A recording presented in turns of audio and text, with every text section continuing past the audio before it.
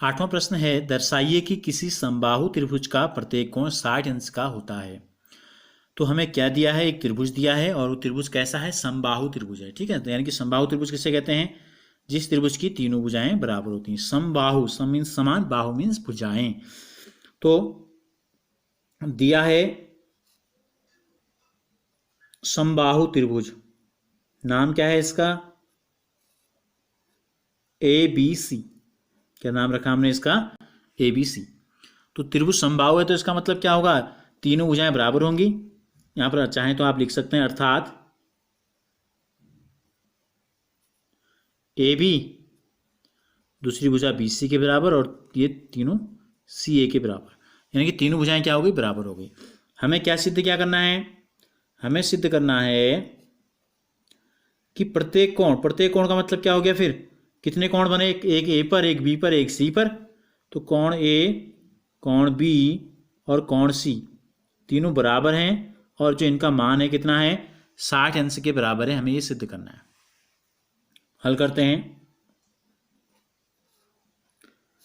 त्रिभुज, एक ही त्रिभुज है हमारे पास, तो ले लेते हैं त्रिभुज ABC में। देखो AB किसके बराबर है, AC के बराबर है। AB बराबर C से A बोलो या A से C बोलो, बात एक ही है। तो ये AB और AC अगर बराबर हैं तो इससे पहले हमने आपको एक प्रमेय बताया था कि समद्विबाहु त्रिभुज में समान भुजाओं के सामने के कोण क्या होते हैं, बराबर होते हैं। हालांकि है समबाहु त्रिभुज, लेकिन जब हमने क्या ली, केवल दो भुजाएं ली, तो AB के सामने कौन सा है, देखो इसके सामने C और इसके सामने कोण B। तो इसका मतलब B और C क्या हो गए, चूंकि AB AC के बराबर है इसलिए कोण B किसके बराबर हो गया, कोण C के। समीकरण नंबर 1 लिख लेते हैं यहां पर, समान भुजाओं के सम्मुख कोण क्या है, ये हैं समान भुजाओं के सामने के कोण, यानी कि क्या लिख देते हैं हम, सम्मुख कोण लिख देते हैं। ठीक हो गया। अब हम क्या लेते हैं, इसी त्रिभुज में चूंकि ये इसके बराबर है और ये भी इसके बराबर है, अगर AC और BC बराबर ले लें, इसको हम दिया है लिख दो यहां कोष्टक में, और ये भी क्या है, हमको दिया है। तो AC और BC के सामने का कोण देखो, चित्र में देखो, AC के सामने कौन सा कोण है, B। ठीक है, AC, ठीक है, AC के सामने B है। यहां क्या था, हमने क्या लिया था पहले, C और B ले लिए थे। अब इसके सामने क्या है, BC के सामने क्या है, A। तो कोण A बराबर आ गया, या कोण हमने कौन सी भुजाएं ली थी, AC और BC। AC के सामने B, BC के सामने A, तो कोण B बराबर कोण A आ गया।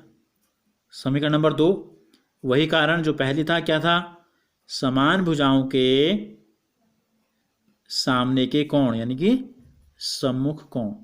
अब हम क्या करते हैं, समीकरण 1 और 2 को ध्यान से देखो।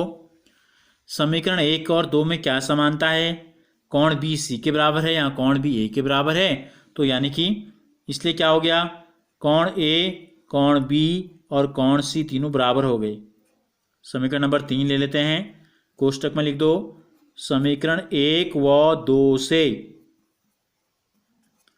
समीकरण 1 और 2 से क्या पता चल गया हमको कि तीनों कोण बराबर हैं। देखो B C के भी बराबर है, B A के भी बराबर है, यानी कि एक B के बराबर, B C के बराबर। ठीक है, तो अब देखो क्या होता है, त्रिभुज के तीनों कोणों का योगफल कितना होता है, कोण A, कोण B, कोण C को जोड़ेंगे तो कितना आएगा, 180 अंश। क्यों आएगा 180 अंश, क्या बोलते हैं इसको, त्रिभुज का कोण योग गुण।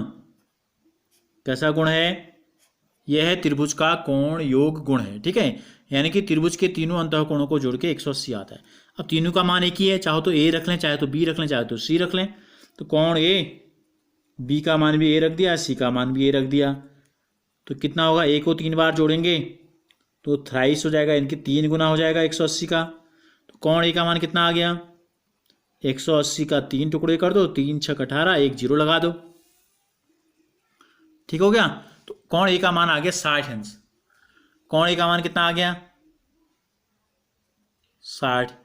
चूंकि A B और C दोनों क्या बराबर हैं, तो इसका मतलब ये हो गया, कोण A बराबर कोण B बराबर कोण C क्या आ गया, 60 अंश। क्या सिद्ध क्या करना था, यही सिद्ध करना था कि समबाहु त्रिभुज के तीनों अंतःकोणों का योगफल हमेशा कितना होता है, 60 अंश होता है। यही हमको सिद्ध करना था, तो ये सिद्ध हो गया है। ठीक हो क्या।